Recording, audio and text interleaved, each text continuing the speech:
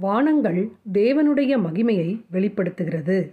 ஆகாய விரிவு அவருடைய கரங்களின் கிரியையை அறிவிக்கிறது. பகலுக்குப் பகல் வார்த்தைகளை பொழிகிறது.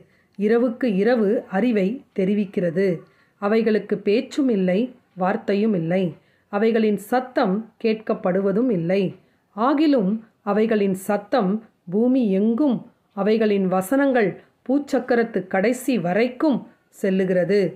அவைகளில் சூரியனுக்கு ஒரு கூடாரத்தை ஸ்தாபித்தார்.